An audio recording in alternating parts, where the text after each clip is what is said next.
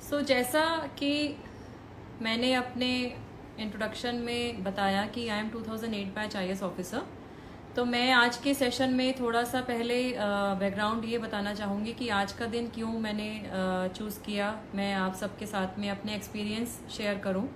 तो 16 मई 2008 आज ही के दिन लगभग 12 साल पहले मेरा सिविल सर्विसेज में सिलेक्शन हुआ। तो I was selected with the all India 13th rank and I belong to the 2008 batch. अगर मैं बात करूं 2008 से लेके मेरी जर्नी अब तक की कैसी रही, या उससे पहले मैं अगर ये बात करूं कि मैंने सिविल सर्विसेज में क्यों आने का सोचा, तो मैं बताना चाहूँगी कि I belong to a family based in Haryana. और जब मैं ग्रेजुएशन कर रही थी, I was doing my graduation from Shri Ram college of commerce, Delhi university. तो जब मैं 3rd ईयर में थी, मैं साथ में सीएस भी कर रही थी। उस टाइम में CS company secretary CA allowed था प्रोफेशनल कोर्स करना ग्रेजुएशन के साथ में। तो जब मैंने देखा सिविल सर्विसेज के बारे में, मैंने पढ़ा कुछ मैगजीन्स के अंदर, तो मुझे ये लगा कि ये एक ऐसा प्लेटफॉर्म है जिससे आप डायरेक्टली बहुत ही कम समय में, बहुत यंग एज में सोसाइटी के लिए, समाज के लिए कुछ कर सकते हो। तो ये इस चीज़ ने मुझे काफ़ी मोटिवेट किया। और फिर मैंने जैसा इसके बारे में और पता किया, तो मैंने देखा कि इसमें 3 स्टेजेस होती हैं और ये इंडिया का टफेस्ट एग्ज़ाम है। और मुझे ये लगा कि इसको क्लियर करना इजी नहीं होगा और मुझे बहुत एफर्ट्स देने पड़ेंगे। लेकिन फिर भी मेरे मन में ये आया कि एक बार तो मैं इस एग्ज़ाम के लिए ज़रूर अपियर करना चाहूँगी, क्योंकि it will give me a platform to serve to the citizens, to serve to the nation. जब मैंने ये बात अपनी फैमिली में डिस्कस की, अपने पेरेंट्स के साथ डिस्कस की, तो मेरे फादर इनिशियली थोड़ा सा अप्रीहेंसिव हो गए कि क्योंकि ये एक कार्डर बेस्ड सर्विस होती है आईएएस, और आईएएस के अलावा सिविल सर्विसेज में जो बाकी ऑल इंडिया सर्विसेज हैं या other group A group B services भी हैं, तो उसमें भी मतलब पोस्टिंग कहीं भी हो सकती है, they have all India character. तो उसको सोचते हुए उन्होंने थोड़ा सा बोला कि एक बार दोबारा सोचो। फिर भी मैंने जब उनसे ये रिक्वेस्ट की, उनको समझाया कि क्यों मैं यहाँ क्यों करना चाहती हूँ, तो उन्होंने फिर मुझे फुल फ्लेज सपोर्ट किया। लेकिन मेरे फादर ने मुझे एक बात हमेशा बोली, और उस टाइम में बहुत स्ट्रिक्टली उन्होंने समझाया, क्योंकि मैं सीएस कर रही थी और ग्रेजुएशन का 3rd ईयर था। और सिविल सर्विसेज में सिलेक्शन जो है वो श्योर शॉट नहीं होता, क्योंकि every year lakhs of aspirants appear. तो हर साल लाखों की संख्या में जो हैं परीक्षार्थी सिविल सर्विसेज में अपना एग्ज़ाम देते हैं। प्रीलिम्स के अंदर लगभग आज की संख्या लगभग 10 लाख के आसपास है, और सक्सेस रेट जो है वो it is even less than 1% of the final selection. तो उसको देखते हुए जब ये देखा, तो मेरे फादर ने सजेस्ट किया कि I should have a fall back career option. तो फॉल बैक करियर ऑप्शन का मतलब ये हुआ कि प्रोफेशनल जो मेरी स्टडीज़ हैं उसको मैं कंप्लीट करूं, या एक ऐसा बैकअप प्लान भी करूं कि अगर मेरा सिविल सर्विसेज में सिलेक्शन नहीं होता, तो despite me being a female, चाहे वो ये समझते थे कि चाहे लड़का हो चाहे लड़की हो, सबको अपने ऊपर अपना सेल्फ सक्षम होना चाहिए, सेल्फ सस्टेन्ड होना चाहिए और अपने पैरों पे खड़ा होना चाहिए, विशेषकर लड़कियों को। तो इसी भावना से मेरे फादर ने मुझे बोला कि आप प्रोफेशनल अपना करियर भी दिमाग में रखते हुए सिविल सर्विसेज की तैयारी करो, और ये बात मैंने उनकी पूरी तरह से अमल करी। 2004 में जब मेरा सीएस कंप्लीट हुआ, उसके बाद मैंने सेम ईयर में लॉ में एडमिशन लिया। I started my LLB from Delhi university, और साथ ही साथ में मैंने जो है part time job as company secretary in one of the organisations based in Manesar, वहाँ पे मैंने एज ए सीएस काम करना शुरू किया, और फिर मैंने सिविल सर्विसेज की तैयारी करनी शुरू करी। तो वो जो 2004 से लेके 2007-8 तक का जो टाइम था, वो 4 साल मेरे काफ़ी स्ट्रगल वाले थे, क्योंकि मैं एक टाइम पे तो सिविल सर्विसेज की तैयारी मैंने करनी शुरू करी, साथ ही साथ में मैंने अपना लॉ भी मैं कर रही थी दिल्ली यूनिवर्सिटी, तो वहाँ भी क्लासेस के लिए मुझे जाना पड़ता था। और मैंने सीएस भी, क्योंकि पार्ट टाइम सीएस, क्योंकि मुझे लगा कि प्रोफेशनली जब मैं क्वालिफाई हो गई हूँ तो मुझे खुद अर्निंग भी करनी चाहिए, and I should self finance my studies and education. तो ये सब चीज़ें चल रही थी, तो बहुत मुश्किल था मेरे लिए वो समय, लेकिन मेरी फैमिली ने सपोर्ट किया। मेरा घर में एनवायरनमेंट एक तरीके से, जो आज हम क्वारंटाइन जो शब्द यूज़ कर रहे हैं, उस तरीके का एनवायरनमेंट मैंने अपने लिए क्रिएट किया। अपनी फैमिली ने मेरे को सपोर्ट किया, और with grace of God, with all my hard work and efforts, determination, I cleared civil services in my second attempt. First attempt जो मैंने दिया था उसमें मैंने मेंस लिखा था, बट मेरी इंटरव्यू कॉल नहीं आई थी। तो ये जो सेकेंड अटैम्प्ट मैंने 2007 में दिया उसमें आई वॉज सिलेक्टेड, और मुझे फिर 2008 में 13th रैंक प्राप्त हुआ। तो अब अगर मैं ये तो थी मेरे बारे में ब्रीफ कि मैंने सिविल सर्विसेज में क्यों गई मैं, और फिर उसके बाद मेरा सिलेक्शन कैसे हुआ। अब अगर मैं मूव करूं कि तब से लेके अब तक, क्योंकि लगभग 12 साल हो गए, तो मैं बताना चाहूँगी कि मेरी जर्नी बहुत मिक्स तरीके की रही है। मेरा काडर त्रिपुरा है, तो मैंने त्रिपुरा में 2009 से लेके जुलाई 2016 तक मैंने वहाँ पे काम किया। वहाँ पे मैं मोस्टली मैं फील्ड में ही रही, सभी पदों पे मुझे कार्य करने का मौका मिला। ट्रेनिंग से लेके मैं एसडीएम भी रही, फिर मैं कमिश्नर भी रही वहाँ कॉरपोरेशन में, और उसके बाद में मैंने एडीसीशिप भी किया। फिर मैं डीएम एंड कलेक्टर भी रही गोमती डिस्ट्रिक्ट में लगभग 2.25 साल के लिए। 2016 जुलाई में मैं यहाँ हरियाणा में आई डेपुटेशन में, और हरियाणा में अब मेरे लगभग 3 साल हो चुके हैं।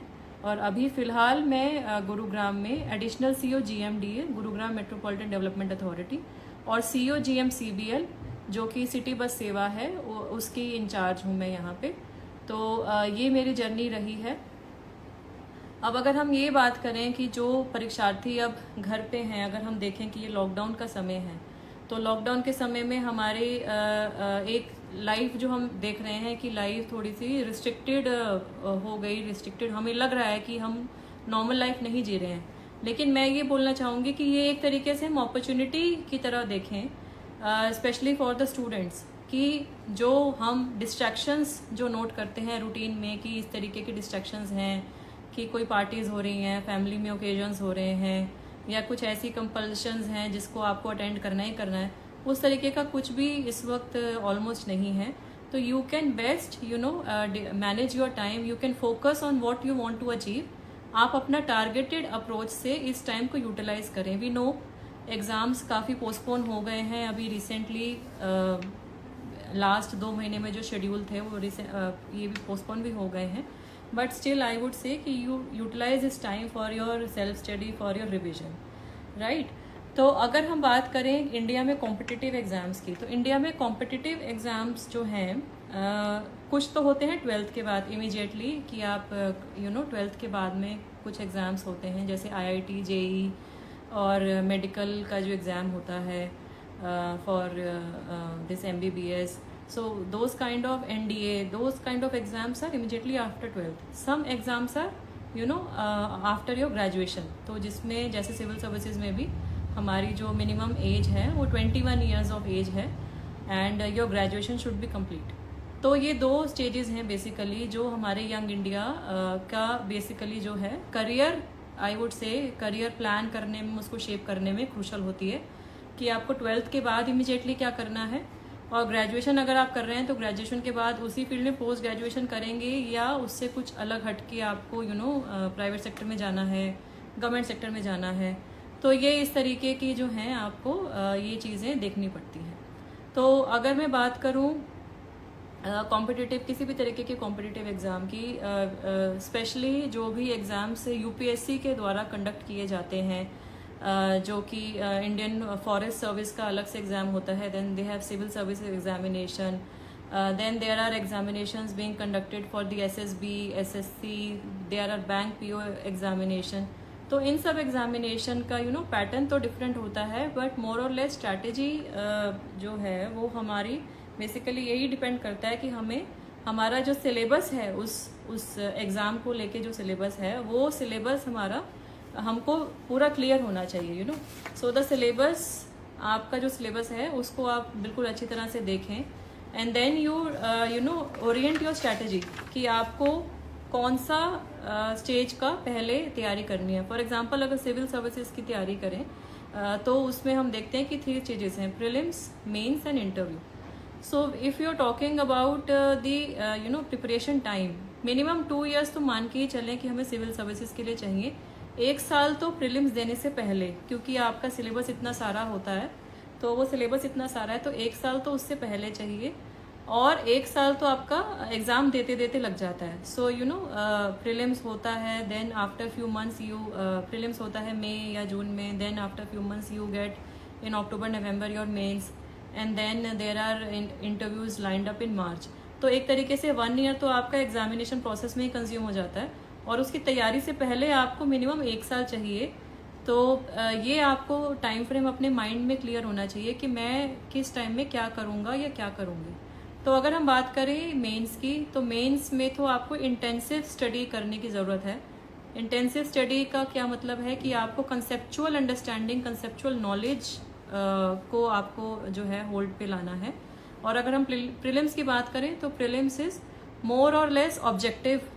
So prelims is totally objective, so you have to focus on current affairs, you have to focus on the extensive study.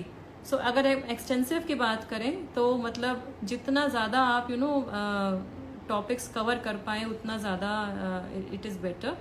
And अगर हम इसकी बात करें इंटरव्यू की, तो interview is your personality test. Overall आप क्या सोचते हैं, आपका किसी इशू के ऊपर क्या नज़रिया है, क्या आपका माइंड सेट है। So that is basically being judged during the interview. So if I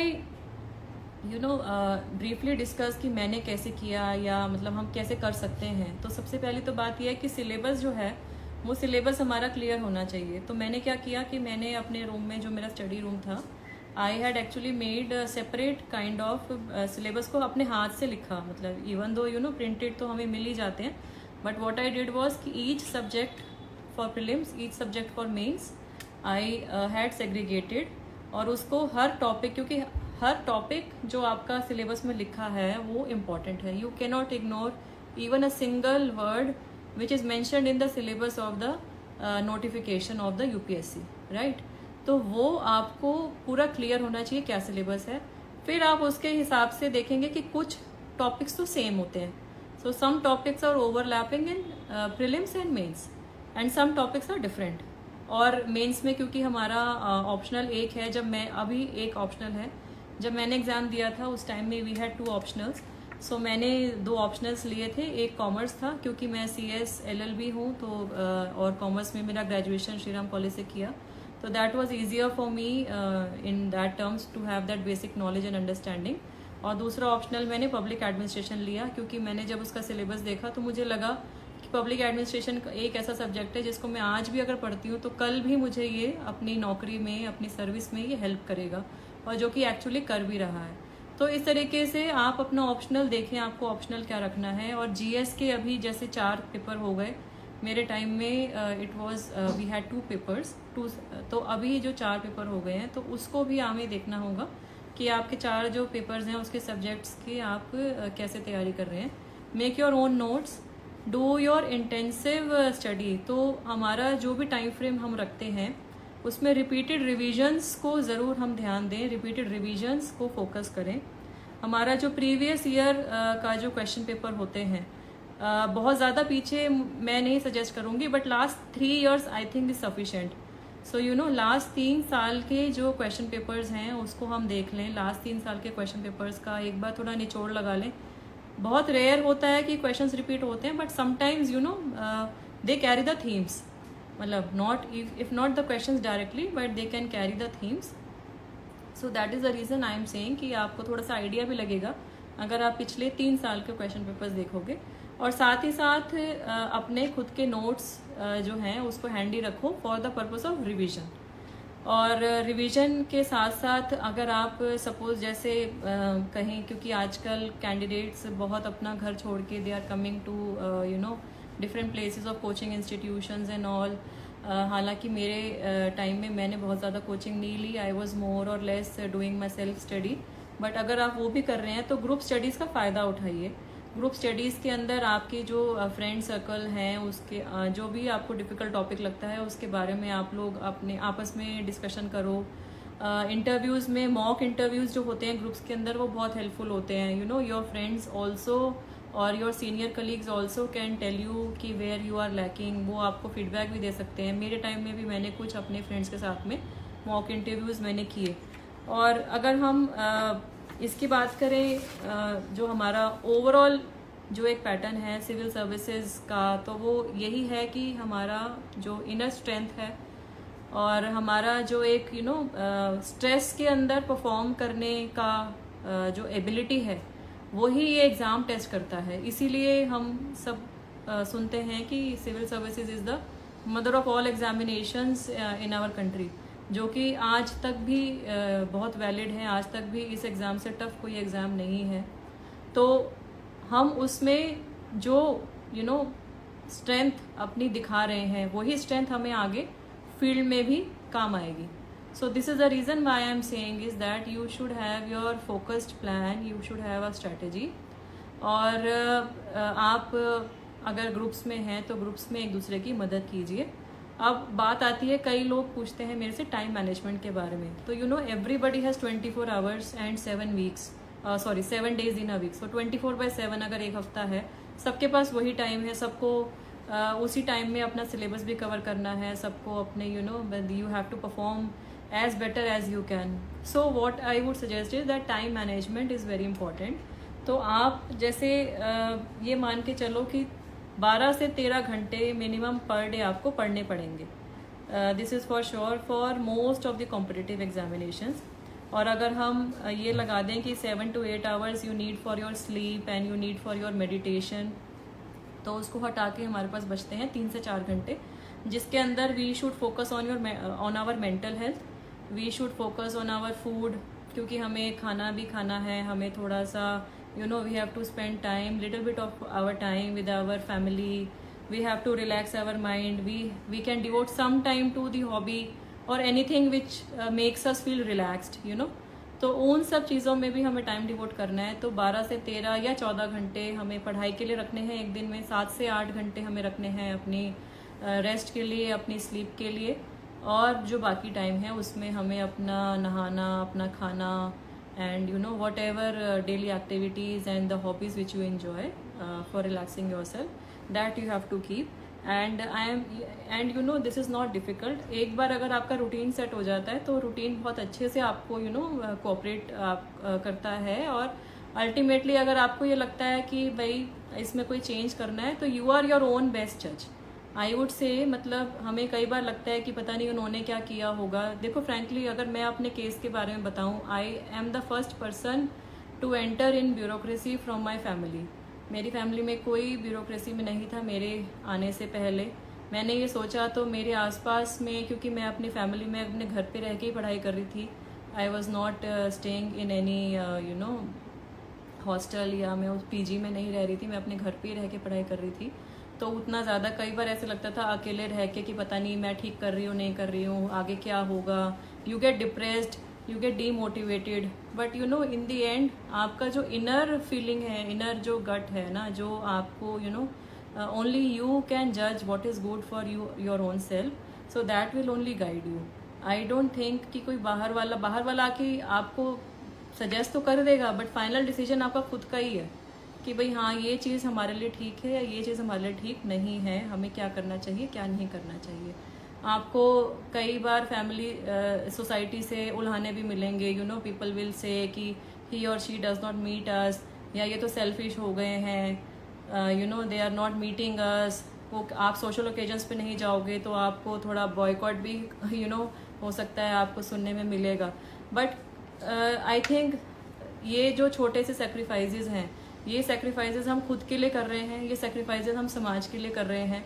और कल को ये समाज, जब आप एक मुकाम पे पहुंचेंगे, जब आप एक रिस्पेक्टेबल पोजीशन पे पहुंचेंगे, कल को यही समाज आपके पास आके और आपको उतनी ही रिस्पेक्ट देगा जितनी आपने कभी सोचा भी होगा। तो I think it is the determination and it is your passionate efforts and with the belief in your self जो कि आपको गाइड करता है। तो मैं अगर इसकी टाइम मैनेजमेंट की बात करूं तो आई वुड से कि जैसे जो भी पैटर्न होता है एग्ज़ाम का, उसके हिसाब से आप अपने वीकली टारगेट्स, मंथली टारगेट्स ये फिक्स करो और उसको फिर ट्रांसलेट कीजिए डेली टारगेट्स में। सपोज़ आपको एक मंथ में ये चीज़ें कवर करनी है तो आप उसको ब्रेक करोगे वीक के अंदर, और अगर वीक में ये कवर करना है तो आप उसको कवर करोगे डे के अंदर। और अगर हम सिविल सर्विसेज की बात करें तो daily you have to devote time to the current affairs, there is no escape. Daily you have to give time to your general studies, daily you have to give time to your reading of newspapers और कुछ magazine. जैसे अगर हम magazines की, newspapers की बात करें तो हिंदू है जो कि पढ़ना काइंड ऑफ मैंडेटरी होता है. Then we also have to read our magazines like Yojana, Kurukshetra, Frontline भी रिकमेंड की जाती है.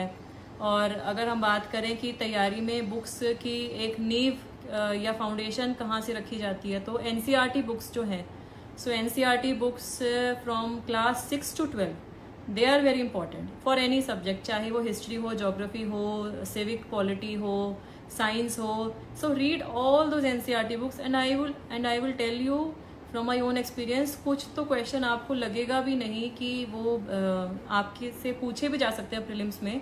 And some question they have asked during my time from the NCERT. चाहे 2 क्वेश्चन आए, लेकिन हमारे सिविल सर्विसेज तो ऐसा एग्जाम है ना जिसमें आपका मतलब पॉइंट्स में भी जो मार्क्स हैं, परसेंटाइल भी it makes a difference. So you can't take a risk with even a single mark. तो एनसीईआरटीज़ का ग्रास्प अच्छी तरह होना चाहिए. न्यूज़पेपर्स आपको पढ़ने हैं, मैगजीन्स रोज़ पढ़नी है, साथ ही साथ में आपको जीएस पे टाइम डिवोट करना है, और फिर आपको ऑप्शनल पे भी ध्यान देना है. तो इन सब चीज़ों को देखते हुए आपको टाइम मैनेज करना है. आपको monthly, weekly, daily and if possible hourly, जब आपका सपोज प्रीलिम्स में 1 हफ्ता रह जाता है या 15 दिन रह जाते हैं, तो ये जो टारगेट हो जाते हैं, they convert to the daily target, and daily targets convert to the hourly target. भाई इस अगले 1 घंटे में मुझे ये करना है, अगले दूसरे घंटे में मुझे ये करना है. एंड देन ऑफकोर्स जो आपके रिविजन के जो नोट्स होंगे ना, जो दे ओनली बिकम हैंडी, क्योंकि you can't read the whole books during the end time. तो आपको अपना जो आपने जो नोट्स बनाए हैं या जिस भी फॉर्म में आप कंफर्टेबल है ना, आप उसको देखिए, and that will only help you. साथ ही साथ अपनी हेल्थ का ज़रूर ध्यान रखें. हम ऐसा कुछ भी ना खाएं, हम ऐसा कुछ भी बाहर का ना खाएं, या इवन घर का भी जिससे देख के हमें जिसको खा के हमें कोई प्रॉब्लम हो. Our health is very important.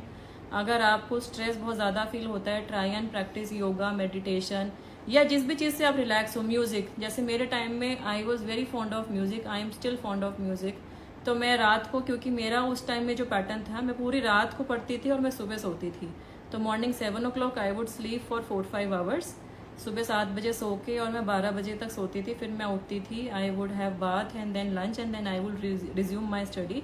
पूरी रात में जब पढ़ाई करती थी, तो उस टाइम में मेरे I use to have some music with me in my ear. बीच बीच में मैं उसको चलाती थी, बंद करती थी. तो क्योंकि अगर नींद आ रही है या बोर हो रहे हो पूरी रात में, क्योंकि बिल्कुल सन्नाटा है, कोई हलचल नहीं है, तो यू ऑल्सो फील कि मतलब क्या हो रहा है. और ये जो सस्टेन करना, इस पूरे प्रोसेस को सस्टेन करना 2 से 3 साल के लिए, दैट इज़ नॉट ईजी. तो उसके लिए आपको खुद खुश भी रहना पड़ता है, आपको खुद पॉजिटिव भी रहना पड़ेगा. अगर आप खुद डिप्रेस हो जाओगे, जो कि obviously we are all humans, we all tend to have our mood swings. तो ये जो चीज़ है, इसको हमें हैंडल करना है. Eat healthy, do some relaxation in between. आपको फ्रेंड से बात करनी है, फ्रेंड से बात करो, उनसे मिल भी सकते हो, कोई इशू नहीं है. लेकिन जो टाइम है, वो टाइम की इम्पोर्टेंस आपकी खुद की है, और वो टाइम की इम्पोर्टेंस आप खुद बेस्ट जज हो कि आपके लिए क्या अच्छा है और क्या बुरा है. तो ये जो मैंने ब्रीफली बताया कि मैंने अपनी तैयारी कैसे की, हम कैसे कर सकते हैं, दिस इज़ मोर और less related to civil services. अगर आपका इस तैयारी से रिलेटेड और भी कोई क्वेश्चन है, तो आप once I am through with my talk, आप मेरे को चैट बॉक्स में अपने क्वेश्चन लिख के भी दे सकते हैं. There is no issue. आप you are most welcome to ask.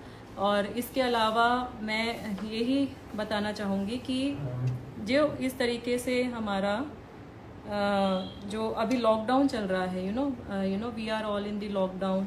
तो लॉकडाउन में हम क्या करें. मतलब पहला तो ये है कि why lockdown. Some people even today they criticise कि गवर्नमेंट ने ऐसा क्यों किया, या क्या यही सही तरीका था, या अब जिस तरीके से सिचुएशन हैंडल हो रही है, whether this is the best वे.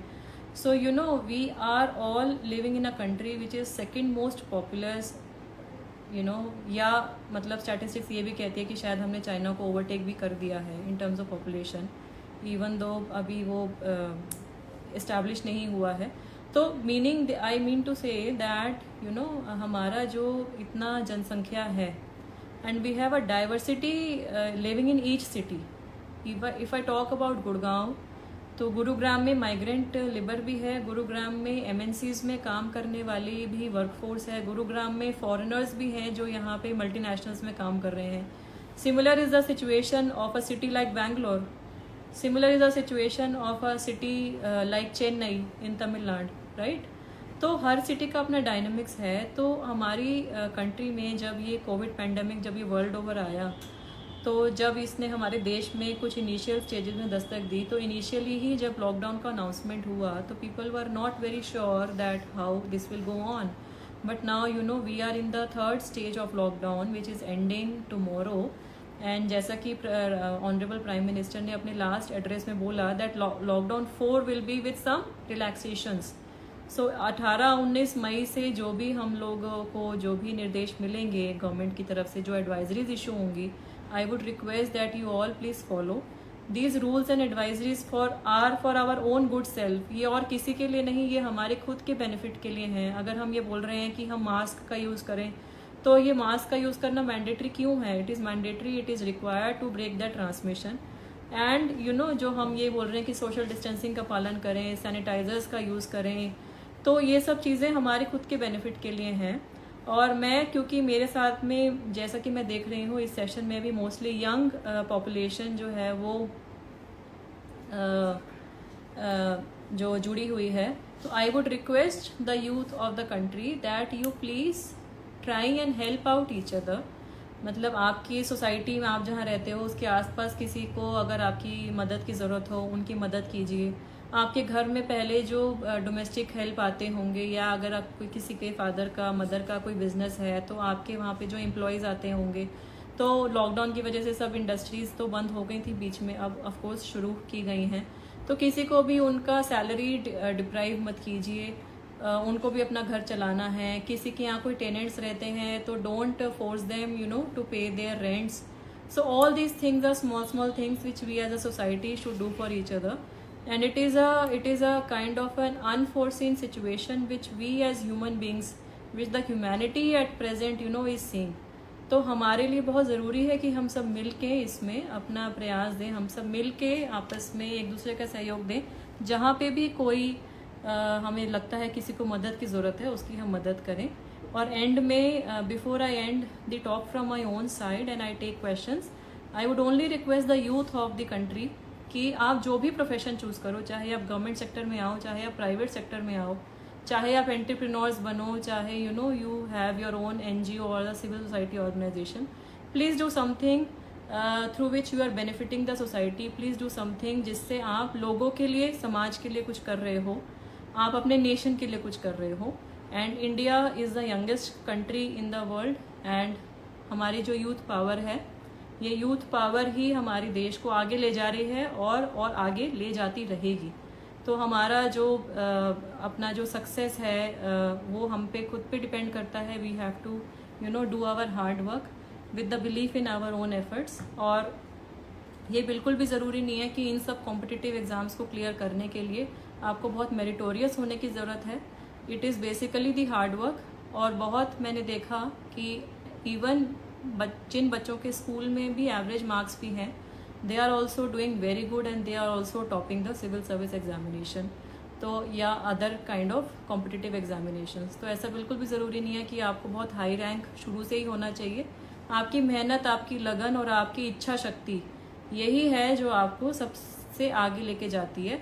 और एक जो प्रोज में हमेशा मुझे ध्यान में आता है, वो हमेशा यू नो मैं अपने जहन में रखती हूँ कि तुम समय की रेत पर छोड़ते चलो निशान, देखती तुम्हें ज़मीन देखता है आसमान. तो ये हम जो जिस पाथ पे चल रहे हैं, ये पाथ हम ऐसा क्रिएट करें कि लोग भी देखें कि हाँ ये व्यक्ति है, इसने ये किया, she is the one who has done this thing for the society and they remember you for what you are doing, right. तो थैंक यू सो मच. ये मेरी तरफ से था. अगर अब जो आप लोगों के कुछ क्वेश्चंस यहाँ पे आ रहे हैं वो मैं आप लोगों से लेती हूँ. तो एक क्वेश्चन मेरे पास आया वेनु गोक, तो उन्होंने बताया how to select optional question. So I don't know अभी आपका क्या बैकग्राउंड है. I would just like to mention कि क्योंकि मेरे टाइम में 2 ऑप्शनल सब्जेक्ट सिलेक्ट करने होते थे, और अभी जो है एक ऑप्शनल सिलेक्ट करना है मेंस के लिए.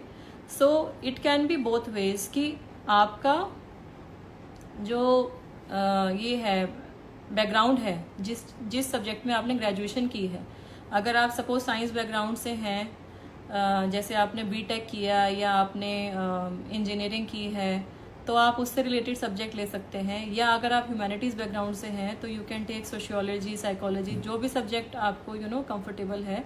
या अगर आपको लगता है कि वो सब्जेक्ट, क्योंकि एक ये भी एक फिनोमिना होता है कि सिविल सर्विसेज में कि कौन सा सब्जेक्ट ये है स्कोरिंग है. तो आई वुड से कि all the subjects are scoring for that matter. The only thing is कि it is your expression which helps you to write and it is the expression which helps you to score the marks. तो आप जिस subject में comfortable हैं आप वो optional लीजिए. And sometimes I have seen it differs from the subject जिसके अंदर लोगों ने ग्रेजुएशन की है. तो प्रेफरेबली तो ग्रेजुएशन वाले सब्जेक्ट में थोड़ा सा कंफर्ट लेवल होता है कि आपको बिल्कुल स्क्रैच से नहीं पढ़ना होता, you know the concept. But अगर ऐसा लगता है कि उसमें आपको अच्छा स्कोर नहीं मिलेगा या you have some apprehensions, you can definitely have some other optional from the subjects which are listed in the UPSC syllabus. Yes. तो एक क्वेश्चन आया है मेरे पास धीरज, जो कह रहे हैं कि how to manage job with the study. तो धीरज, मैं ये बताना चाहूँगी कि जैसे यू हैव टू प्रायोरिटाइज, मतलब आपका किस तरीके का जॉब है. तो आप जो जॉब कर रहे हो, प्राइवेट सेक्टर में कर रहे हो या गवर्नमेंट सेक्टर में कर रहे हो, वहाँ पे कितने आवर्स डिमांडिंग हैं ये आपको देखना पड़ेगा. अगर तो आपको ये लगता है कि आपने 2 साल सिविल सर्विसेज के लिए ही देने हैं, that is your first and foremost criteria and you have to give your 100% effort, then I would suggest कि आपके थोड़े से जो ऑफिस जाने के टाइम है या जो वर्क आवर्स हैं वो थोड़े से लिमिटेड रहें, एटलीस्ट फॉर 1 ईयर, तो it would be better. Because I have seen people, मतलब मेरे केस में तो ये था कि it was a part time job because I was doing law also. तो मेरे टाइम में I was not required to go every day, it was once a week और सो या ट्वाइस अ वीक. तो आपका अगर जॉब इस तरीके से है कि आपको रोज़ नहीं जाना पड़ रहा, तब तो आपका इजीली मैनेज हो जाएगा. लेकिन अगर आपको रोज़ जाना पड़ रहा है तो आपको जो आपका जो डे का शेड्यूल है ना, उसमें से आपको डिवाइड करना पड़ेगा टाइम. और दूसरी बात यह है कि फिर ऐसा भी होता था कि जैसे मेरा जो ट्रैवल टाइम होता था, जो I use to travel in a metro और अ बस, तो उस ट्रैवल टाइम में मैं पढ़ लिया करती थी न्यूज़पेपर या मैगजीन. तो एक तरीके से वो जो ट्रैवल टाइम है, उस ट्रैवल टाइम में भी I use to take advantage in the sense कि थोड़ा सा उस दिन का न्यूज़पेपर पढ़ लिया, मैगजीन पढ़ ली, या कुछ रिवाइज करना है तो वो अपनी कॉपी रखी साथ में और वो कर ली. तो इस तरीके से everybody has to think and that time management is very important. हाँ.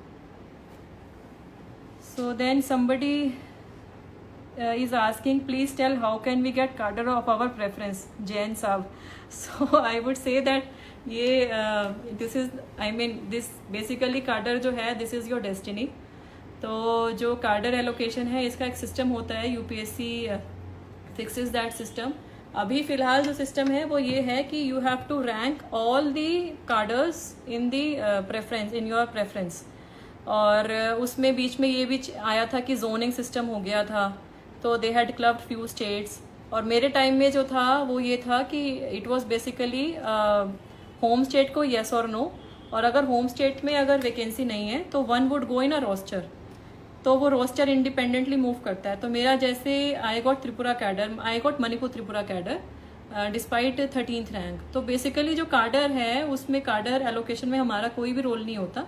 It is a system very fair and transparent system devised by the UPSC, right? So one lady, I think Nimmi Pandey, is asking, ma'am, are you happy with your job? Your contemporary might have been working abroad. Very nice. So Nimmi, I would like to say I am very much satisfied. I am very happy. मैं शायद बीच में अपनी speech में ये बात बोलना भूल गई कि I always believe that you should love what you do and you should do what you love. Right. तो मैं सिविल सर्विसेज में आई ही इसीलिए थी क्योंकि मुझे लोगों के साथ काम करना था, मुझे लोगों के लिए काम करना था. एंड दो so called foreign locations have never mesmerise में कि मुझे बाहर रह के फॉर दैट मैटर काम करना है। तो फॉरेन कंट्री की अगर बात करें तो सिविल सर्विसेज में भी we have Indian foreign service also, जिसमें आप you are serving in different parts of the world. So for me personally I am very happy. और मेरे कंटेम्प्रेरीज आई डू अग्री कि वो दे आर डूइंग, मेरे college के जो batchmates हैं, मेरे स्कूल के जो बैचमेट्स हैं, many of them are now entrepreneurs, they are having their own industries, they are employment generators, some are settled abroad, बहुत अच्छी प्रोफाइल्स में हैं, CEO भी हैं अपने ऑर्गेनाइजेशंस में। तो but I would say that it is basically your own preference. और मेरे केस में तो मुझे नहीं लगता कि सिविल सर्विसेज से बेटर इस वक्त मेरे लिए कोई प्रोफाइल हो सकता था, बिकॉज ये जो लास्ट के 12 साल में मैंने अलग अलग डाइवर्स कंडीशंस में काम किया, त्रिपुरा में मैंने जो काम किया, फिर मैंने हरियाणा में आके जो काम किया, जो मुझे मौका मिला, जो चांस मिला, I think no other service in this country is giving that platform. I would still have some memories of Tripura, जिसमें उस टाइम में 2009-10 में जब मैं ट्रेनिंग में थी, और उसके बाद जब मेरी फर्स्ट पोस्टिंग हुई 2010-11 में मैं SDM थी, तो उस टाइम में भी कुछ इलाके ऐसे थे कि जहाँ पे बहुत कम पॉपुलेशन रहती थी, tribal population, but still I would move along with my team.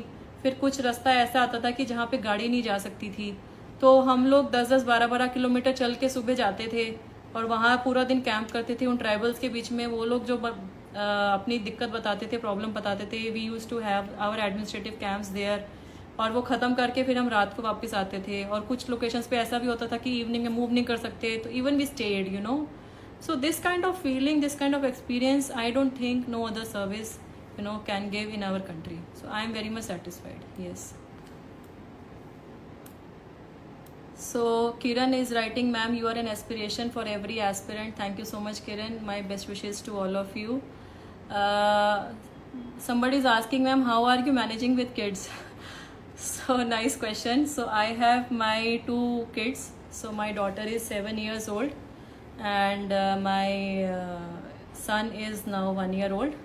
So I would say that I have been very lucky and fortunate to have a very supportive family. जब मैं तैयारी कर रही थी तो मेरे पेरेंट्स ने मुझे बहुत सपोर्ट किया, मेरे फादर मदर ने बहुत सपोर्ट किया। And now my husband who is an IRS officer, he is in IRS customs and central excise, he is helping me a lot. और मेरे दोनों ही बच्चे दे आर वेरी कोऑपरेटिव। हो सकता है शायद जब से वो उनका बर्थ होता है या इवन उससे पहले से they get that feeling that mamma has some compulsions and she has that kind of a schedule that we can't be that demanding as the other kids can be. So if I compare them to their siblings, they are very accommodative and they are very sweet, and they in fact they support me, or I am quite fortunate. And but of course एक बात तो है कि being lady officers, there are many things which we have to manage, whether it is motherhood, whether it is taking care of the family responsibilities. So there are some things which only a lady has to do. तो मुझे लगता है but God gives us that grace, God gives us that strength, and ultimately the systems, जो हम bureaucratic systems में जो काम करते हैं वहाँ भी हमें पूरा support मिलता है, जिसकी वजह से I think we are able to manage these things.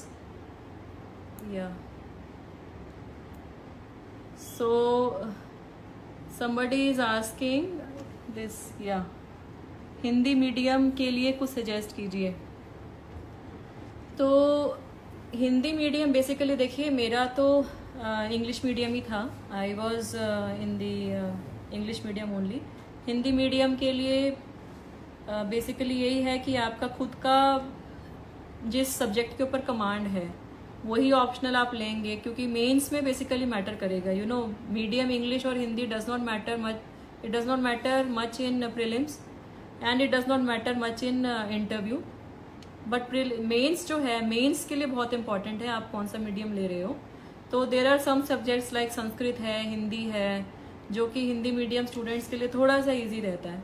तो आप उस तरीके का ऑप्शनल चूज़ कीजिए जो जिसमें आप कंफर्टेबल हों और जो आपको लगता है जिसमें आप अच्छे अपना एक्सप्रेशन कर पाएंगे। Mains is basically an expression of your own analysis in the mind. So वो जिसमें आप कर सकते हो वो आप लीजिए, है ना।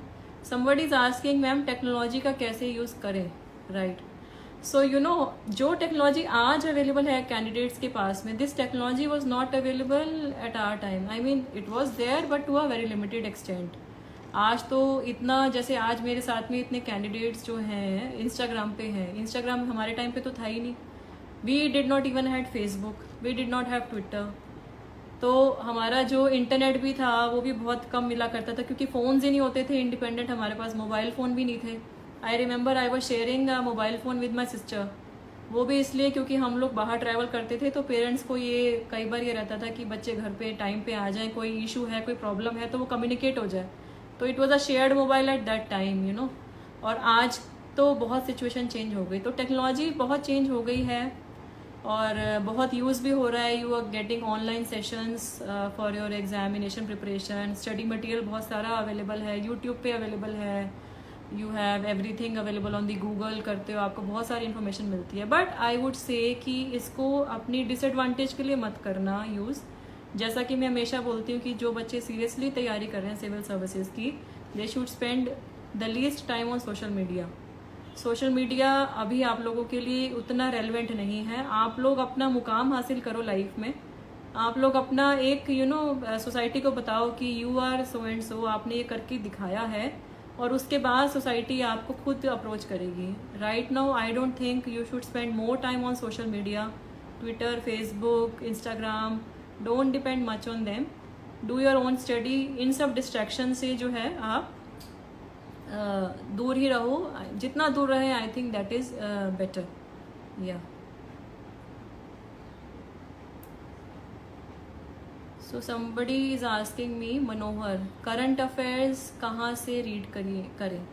या सो करंट अफेयर्स के लिए एज आई टोल्ड दैट जो डेली न्यूज़पेपर्स हैं वो तो मैंडेटरी हैं ही हैं, यू कांट मिस. उसके अलावा मैगजीन्स जो हैं, जो कि यू नो योजना है, जो कि बाई मंथली मैगजीन है, कुरुक्षेत्र है. So these two magazines talk about most of the government initiatives. और रूरल डेवलपमेंट के बहुत अच्छे इनके अंदर आर्टिकल्स आते हैं. योजना में 2 या 3 उनका जो फीचर होता है उस इशू का, दे आर वेरी इंपॉर्टेंट. साथ ही साथ में कुछ करंट अफेयर्स की मैगजीन्स होते हैं, जैसे प्रतियोगिता दर्पण. I mean I would not recommend. I mean अभी तो बहुत सारी चेंज भी हो गई होंगी situation. I am talking about you know 12-15 साल पहले की प्रिपरेशन की बात कर रही हूँ. अब तो करंट अफेयर्स का पैटर्न भी चेंज हो गया. तो बेसिकली बात यह है कि जो आप थोड़ा सा टच में भी रहोगे अपने कलीग से, या अगर आप कोचिंग नहीं भी ले रहे हो तो at least you can you know get an idea कि कहाँ से ज़्यादा जो है सवाल पूछे जाते हैं. तो that thing you have to cover. And current affairs का there is no replacement. Daily पढ़ना है तो आपको पढ़ना ही पढ़ना है, मतलब there is no replacement to them. Right. Somebody is asking again social media पे कितना ध्यान देना चाहिए. So I would again say that you know don't give much time on social media at this stage. Be concentrated to your studies. जितना आपको लगता है social media आपकी पढ़ाई में हेल्प कर रहा है, यूट्यूब या गूगल या for that matter any kind of online lectures, बस उतना ही देखो, उससे ज़्यादा मत देखो. You know you should have most of the time on your studies. Don't do. Somebody is asking any special tips for interview. Yeah. So interview में I would say that you know you should be your own self. तो मैं अगर अपने interview की बात करूँ तो मेरा इंटरव्यू था चेयरमैन सर थे mister DP Agrawal. DP Agarwal sir बाद में फिर यूपीएससी के चेयरमैन रिटायर हुए हैं. और उस टाइम में उनका with all due respect to him, DP Agarwal sir का board was the one of the toughest boards. उस टाइम में जो हम सिविल सर्विसेज की जब तैयारी करते थे तो ये कहते थे कि उनका बोर्ड आएगा तो it is going to be tough.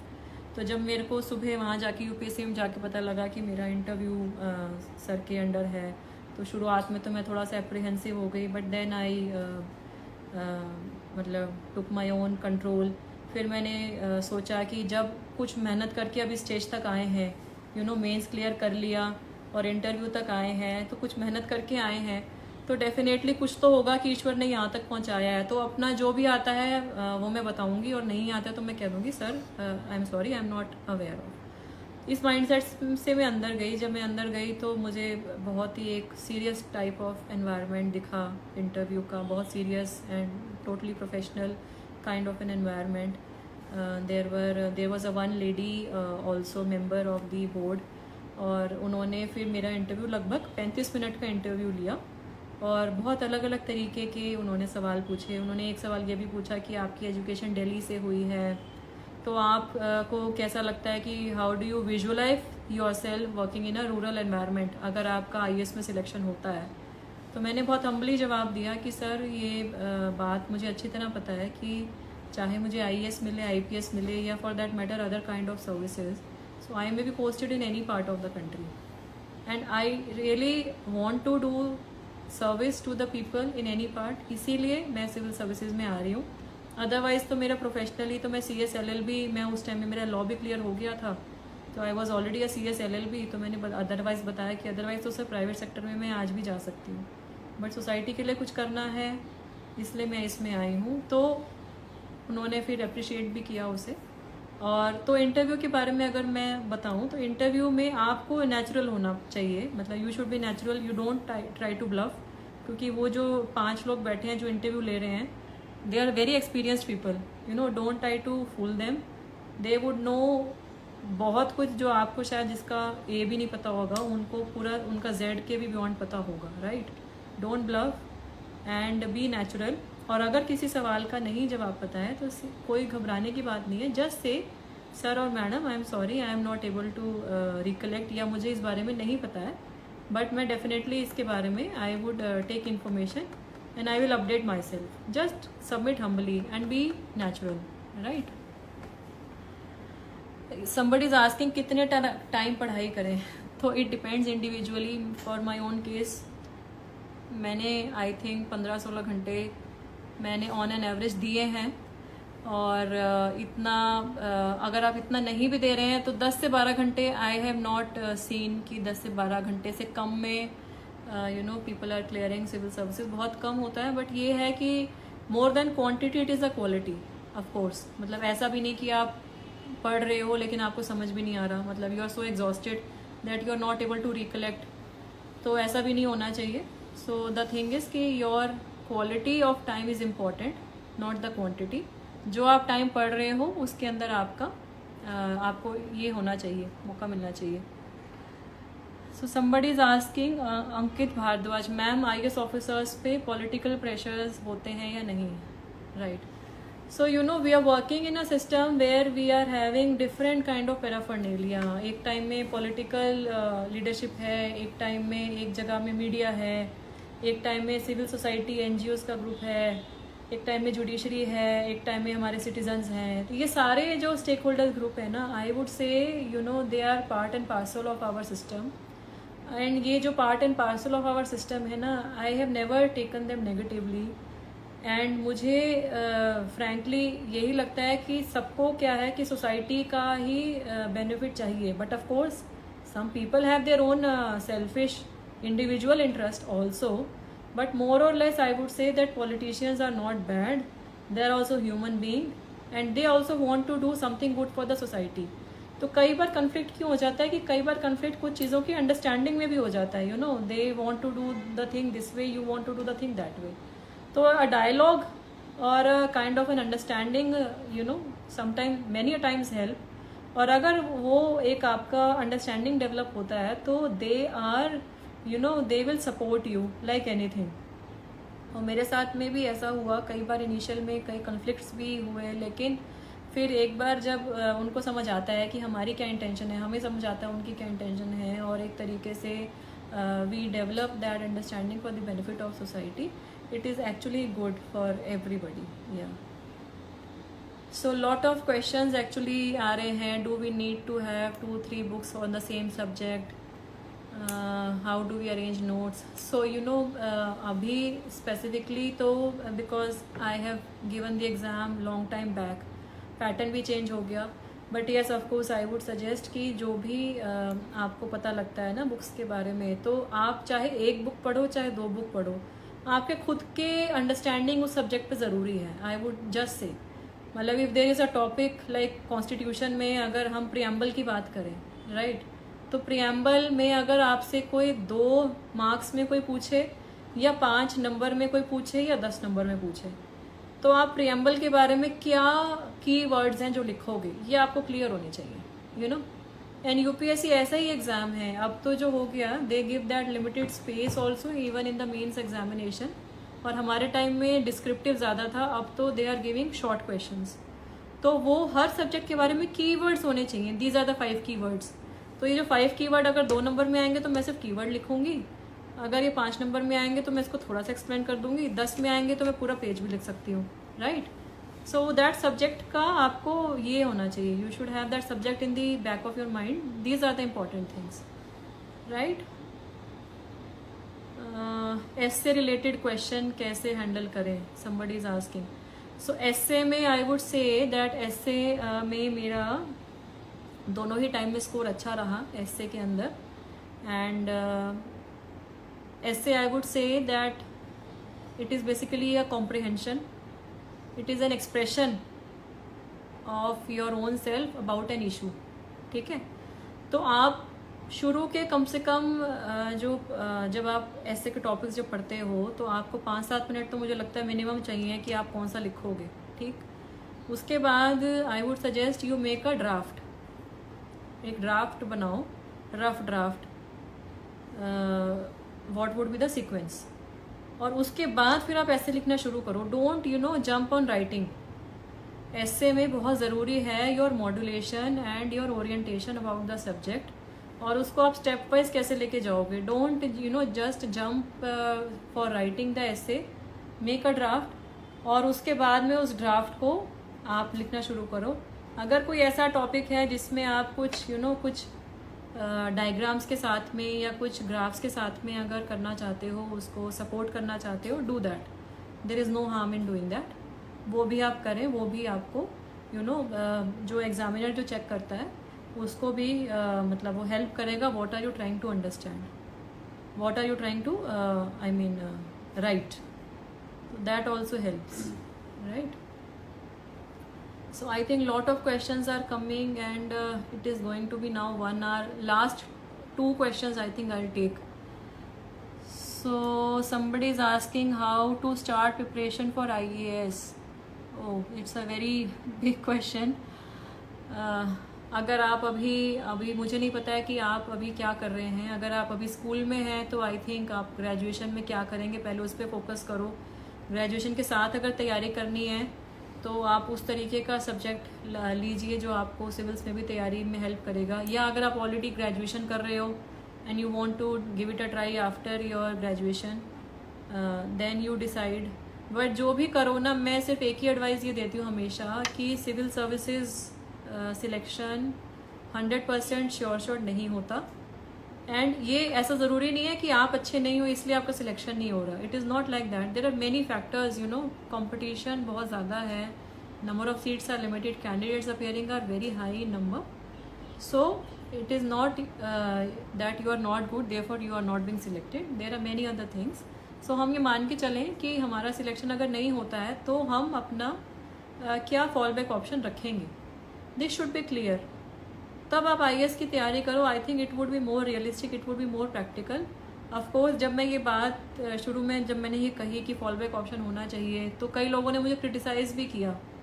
कई लोगों ने ये भी बोला कि मैम अगर हमें अपने ऊपर श्योरिटी नहीं है कि हम UPSC की तैयारी कर रहे हैं और हम क्लियर हो जाएंगे तो हम कर ही क्यों रहे हैं, that means you are not confident. तो आई से कि it is not a matter of your own confidence और your competency. We may be competent, we may be confident, but there are many things. और अगर हम realistic बात करें तो अगर सिविल सर्विसेज इतना ईजी होता तो everybody would have cleared, but the percentage we all know the pass percentage is so less. So be realistic, अपना फॉल बैक ऑप्शन रखो। एंड ऐसा भी नहीं है कि नहीं होगा, आपका 100% एफर्ट होंगे, आपका खुद पे सेल्फ बिलीव होगा। मैं हमेशा 4 P's कहती हूँ, passion, patience, perseverance and positive outlook. और 3 C's भी कहती हूँ, करेज, कंसिस्टेंसी एंड कन्विक्शन। तो ये चीज़ें अगर आपके दिमाग में, जहन में अगर रहेंगी ना तो आप हमेशा अपने एफर्ट्स पे फोकस करोगे। And with the blessings of almighty definitely you will clear. So how do you prepare in lockdown without being lazy? So So the thing is that lockdown is an opportunity. So I would say that lockdown is an opportunity.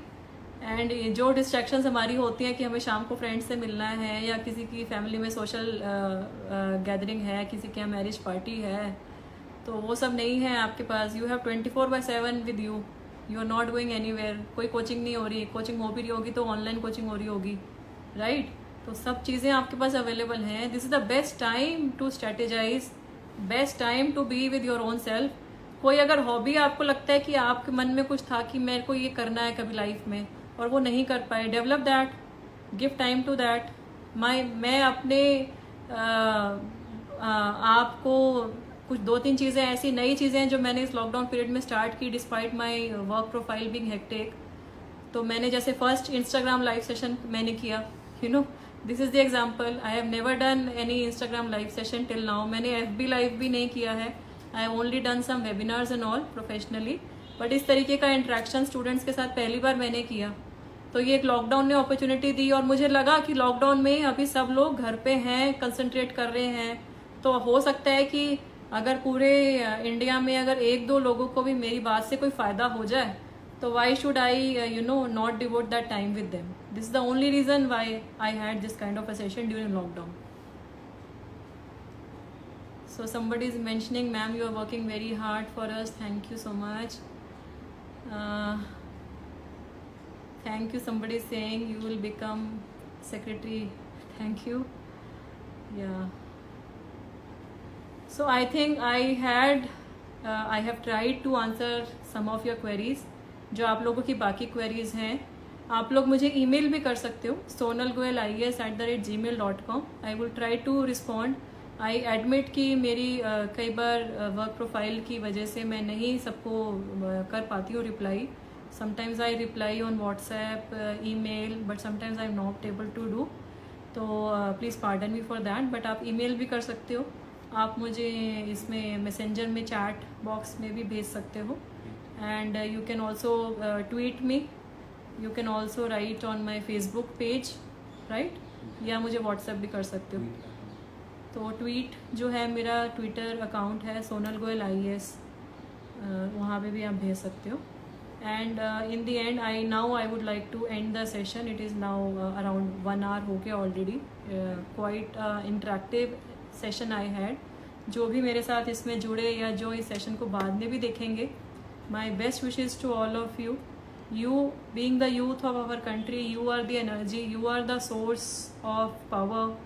You are the people who are going to take our nation forward. Be positive, stay focused, be determined in your efforts and dream and achieve. Whatever you dream, उसमें अगर आप realistic efforts डालोगे, you will definitely achieve. Last line from Paul Coelho. When you aspire something genuinely from your heart, the whole universe conspires